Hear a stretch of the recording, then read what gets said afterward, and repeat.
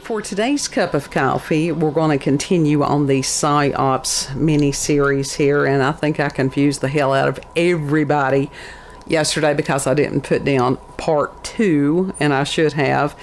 Did go back and change the title of that later.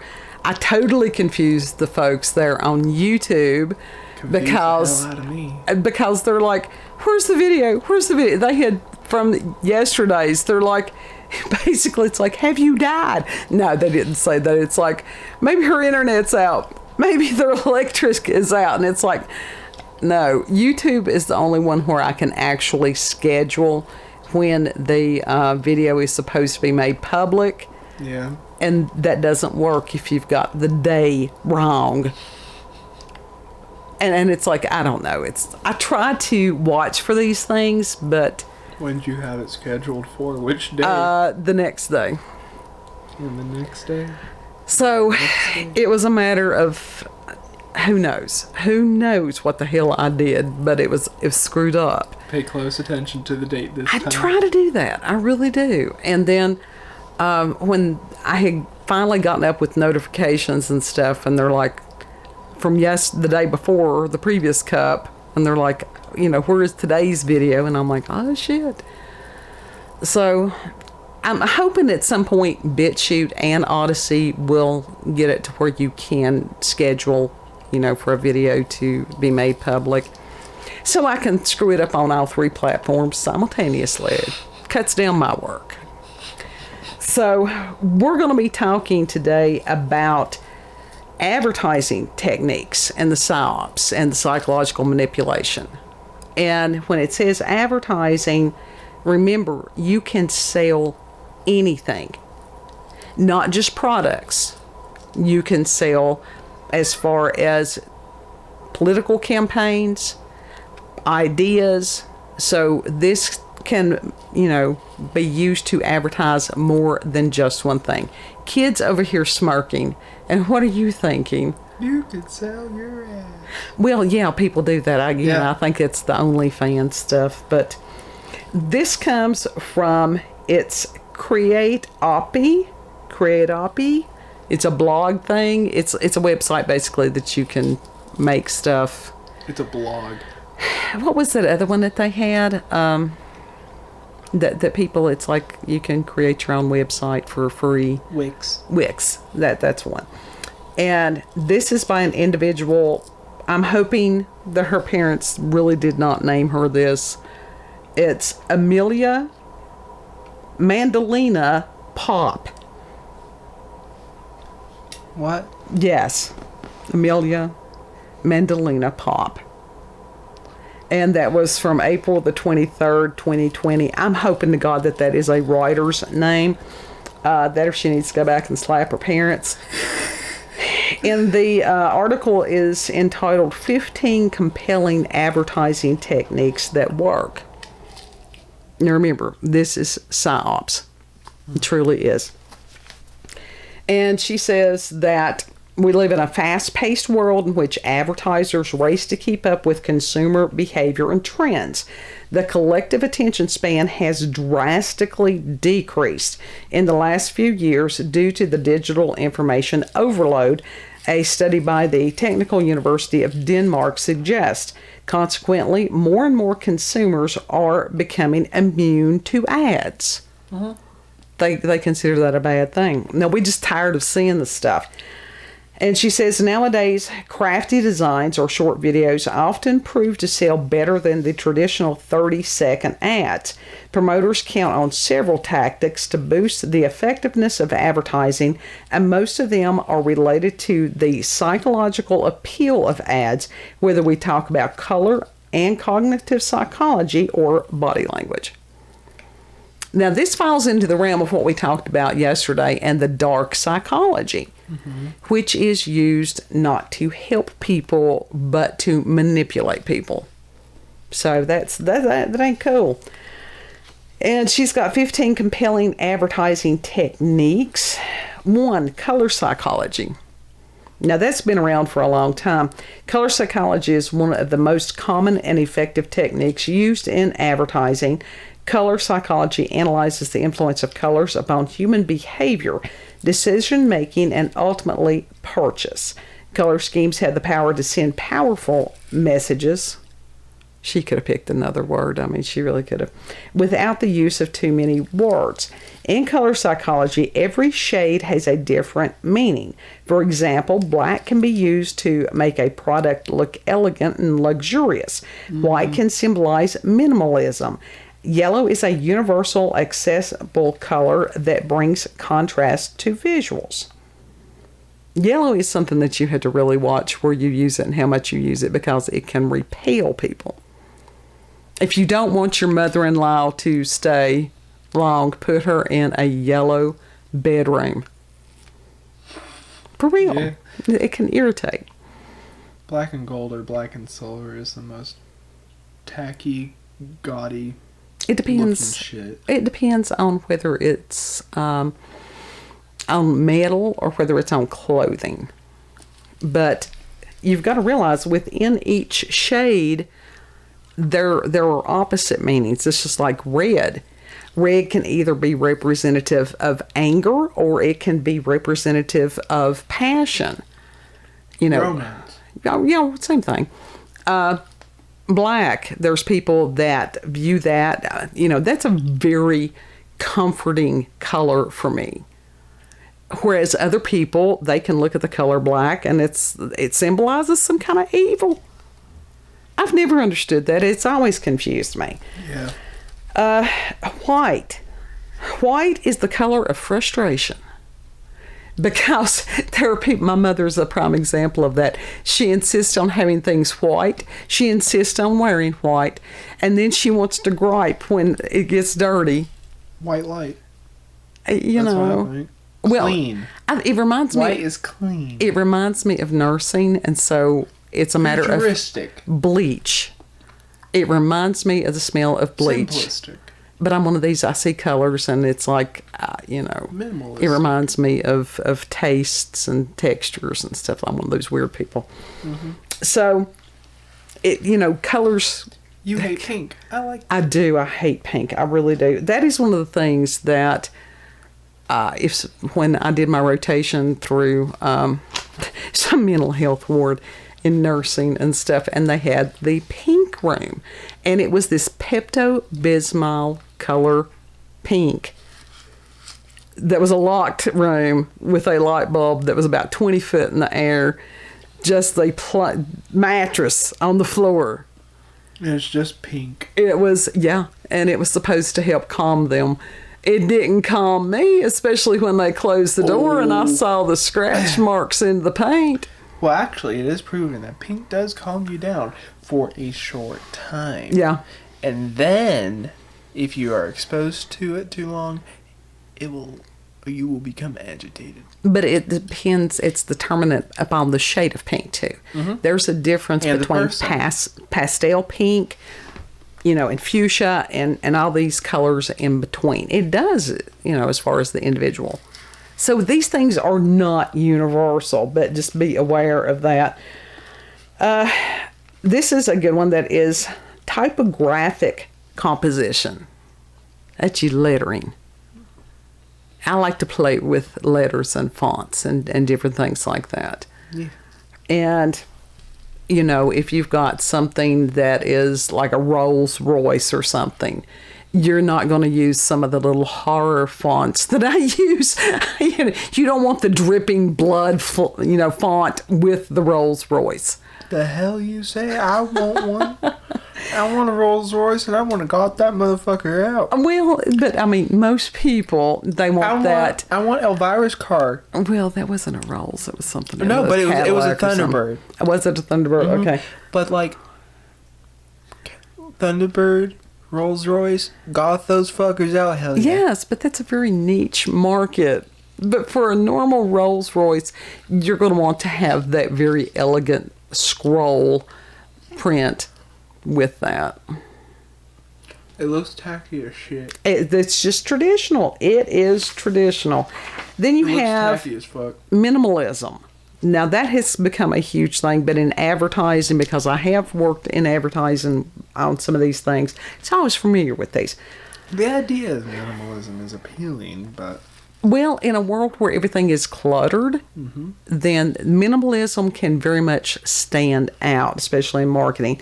And it says popular social media platforms such as Facebook and Instagram are packed with sponsored posts, and since potential customers are already engaging in various social activities, slipping your products and deals in their newsfeed is not a bad idea. Although I do believe it's kind of illegal. So this shows it's like, you know, some of the psyops that have already gone into these psyops. While there are many techniques that you can use to make your ads stand out, minimalism is one great visual style to get your products noticed. Plus, it matches the platform's layout. Putting your products front and center on a white or neutral background in a carousel ad can do the trick. And that's one where it goes from one picture and then goes to the next, sort of like a slideshow type thing. You've seen that. Not to mention the fact that you can promote more than one product in a single ad. Now remember, it's all about the making of the monies. Yeah. And guess what? The people became product. They are the product. Multiple sponsors in one YouTube video. You have an emotional appeal. Now this one is a key one. It's safe to say that emotionally charged ads can go straight to your audience's heart, as the emotional appeal technique has proved to be one of the most persuasive approaches in advertising. Advertisements can evoke human emotions. Now remember, it depends on what you're selling. Well, yeah, that's the point. If you're selling someone that's running for office, if you're selling a social idea, a different school of thought, yeah. It was like they were talking about that, I don't know, Save the Puppies, Sarah McLachlan ad that they had several years back. In the arms of nature. Absolutely. And come to find out that whole thing was a scam. Weren't they actually killing the animals? Yeah, it was a kill shelter. I'm pretty sure a good portion was a kill shelter. I mean, that's so people got sucked into this. That's just like PETA. PETA kills their animals too. That they get emotionally charged by this. They don't think. They don't go and do the research. A lot of them will sit there and they're crying and they're writing the check through the tears. And these people, again, with the dark psychology, and they're laughing all the way to the bank, has nothing to do with the damn animals at all. No. You know. So I think that sometimes a good bitch slap is the correct answer. It's needed. A good horse whipping. And it says, with the use of association and symbolism, promoters motivate potential customers to take specific actions. Now that's key too. There are many things to take into consideration when creating emotional ads. Yet the most crucial aspect is to do your research well so that you have a clear understanding of your target audience and their perceptions. Yeah. Now, we got, lots of political stuff coming up again soon. They already starting. Yep. Now, I want to know, for those people who use deceptive ads, and that they have made false claims against individuals, I want to know when these people are going to be held to account. They're not going to be. At some point. See, this is the reason that people get by with this stuff. If no one is held to account, then it continues. And that is despicable. Number 5, bandwagon. One of the most persuasive modern techniques, the bandwagon effect can tap into what your audience desires. Trends. Using emotional cues to make people act quickly when purchasing something. One approach is to advertise the fact that you have a series of limited products that your audience needs to buy right away. And if you play any of these little mobile games, I like the little stupid Match 3 because it takes very little brain power. Yeah. They're the ones you get to play one round of whatever, and you've got 15 ads. And all those 15 ads are, get your free bottle, get your this, that, and the other, lose 92 pounds overnight. It's safe and effective. Check out this other game. Yeah. And so all of that is trying to do this bandwagon approach, but it's not effective because it was like, most people are like, this is bullshit. One approach is to advertise the fact that you have the series of limited products, and this relies on something that's called FOMO, known as the fear of missing out. Yeah. And especially for the younger people, everybody's doing this. We want to be one of the crowd. So therefore, we must get. Buy, sell, consume. Buy, sell, consume, problem set. Okay. Any Game Grumps fans?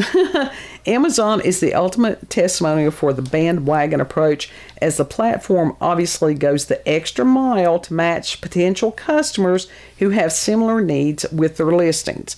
If you look up something, it'll be on there. You will get recommendations forever.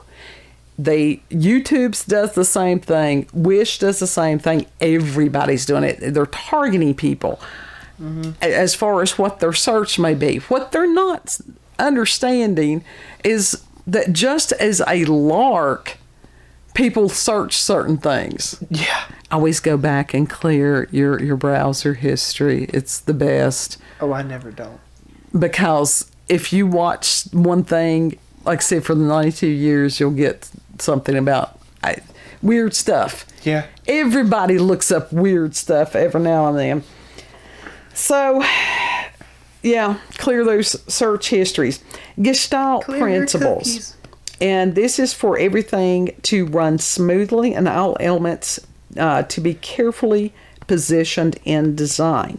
The Gestalt principles are a set of laws describing how the human brain works and how we perceive the world from a design perspective, or from any perspective, helping visual content makers to build more engaging experiences.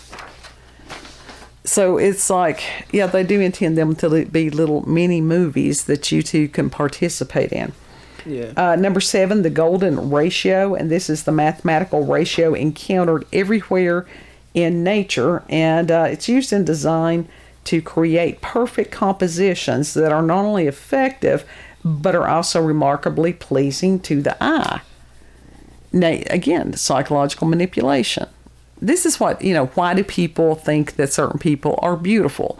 A lot of it has to do with symmetry, how symmetrical their faces are. It's, Congrats, you got good genetics. You want a cookie for that? Yeah, really. Is it Fibonacci sequences? Fibonacci? I have no idea. I thought it was something else. I thought there was another letter in there. Numbers can also be used as advertising techniques as well, and potential clients are more likely to notice ads with an airy approach method. I don't know. It depends on the client. Yeah. And the idea is that all ads should stand on balanced elements and, most importantly, have a similar focal point. Now, this was used as far as religious paintings. This was used in the design of cathedrals. This is not new. Somehow I thought it was, maybe I was wrong. It was Fibonacci, and I thought I was putting an R in there. Liberace. Not Liberace. Anyhow, the focal point, and that's part of the golden ratio approach, and the ad sets the scene and creates a distinctive spot for the audience to look. Again, that's been done in art for many, many years. Yeah. If you look at Da Vinci's Last Supper, and as far as usually religious art will start out on the side, and with the focal point being at the peak, which is a matter of, raising your mind and your sights towards God, towards heaven. Like I said, the medieval cathedrals and stuff like that. Amazing pieces of architecture, just amazing. A lot of them were built in the shape of the cross. Yeah. Yeah. And as far as all of it, for you to look upward. It's some cool stuff. So, association. This, once again, appealing to human psychology, this method uses images to create a whole chain of ideas and the thoughts behind the design. It says one luxury item like an expensive watch can make people think they have a luxurious lifestyle. And on the same note, some brands are associated with a particular lifestyle. It's like, what are those high dollar watches? Rolex? Yeah. Yeah, you're not going to see many meth heads going around with the Rolex. And if they have one, you know that more than likely somebody's missing one somewhere. Yeah. So, it was interesting because they do give examples on this page, you know, in this article. And so that will be in the description box, the link. And so you can go and see the examples of it. And one of the things they had done, they had taken the water brand Evian. And they were suggesting that their water is somehow better and safer for toddlers. So what they did, they had the big bottle, and then they had like the little bottle, and they had one of those baby slings. So you had that maternal, intention of a bottle of water, and supposedly it's like, oh, look, it's a baby bottle of water. It's like, no, you're a fool. It's 2 bottles of water. You and that dumbass. Have you seen the price on that stuff? I don't even know what you're talking about. about. Evian water? It's the one that's like $3 or $4 for a bottle of water. Do you think I look for that? I can't afford that shit. Why would I? And it's just like Perrier. I never understood it. A lot of these waters like that, they taste like the Alka-Seltzer. They are Alka-Seltzer. Alka-Seltzer is not a tasty thing in my world. No. Neither is sparkling water. That's very much. It's Alka-Seltzer. And a lot of this ends up being like the emperor's new clothes. Which the whole spin was, only people who are enlightened and educated and all this stuff can see the clothing. He's fucking naked. Absolutely. That one little kid sitting there going, hey, he's naked. And then everybody else going, this person spoke the truth. It was a fucking kid. Absolutely. But in the rest of the story, there were those that were the advisors and stuff. They continued with the deception. How crazy is that? We see that going on again in our world today. It's fucking insane. Symbolism. It can be used, as far as dramatic visuals, metaphors, similarities to draw attention and interest towards product. There have been a lot of people questioning symbolism on a lot of different things over the years. And it may be intentional, it may be unintentional. I don't believe in coincidence, but are people sometimes looking for things that aren't really there? That can happen also. It happens a lot. So, but this they were talking about, and this was actually pretty cool. And it was a Heinz ketchup bottle, but it looked like slices of tomato. Huh. And the catchphrase was, nobody grows ketchup like Heinz.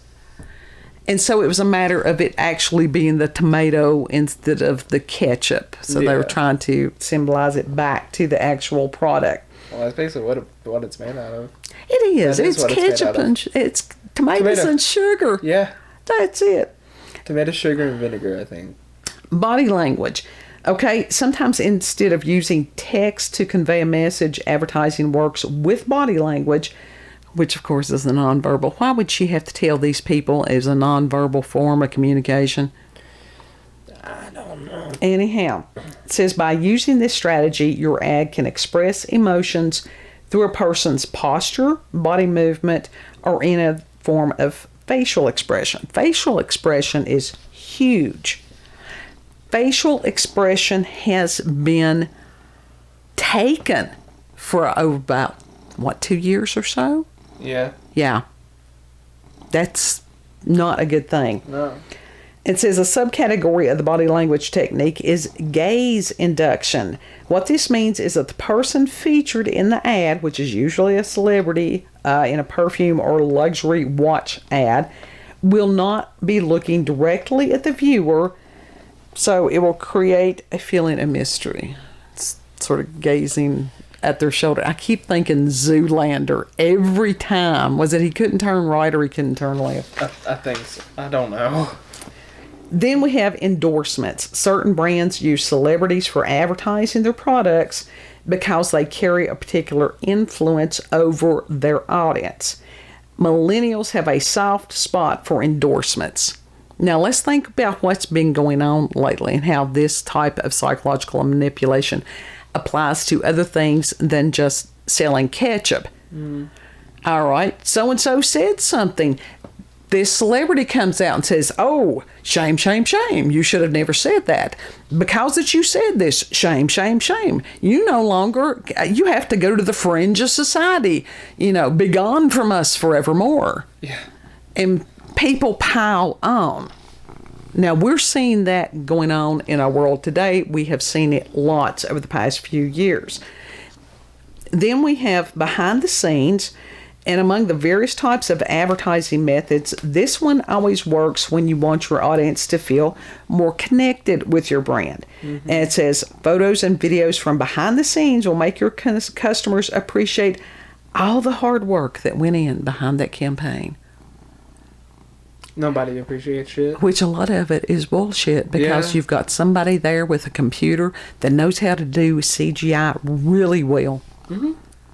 And it's not necessarily, there's not the big studios and the big cameras and all that stuff. I love that. Doesn't even have to be anymore.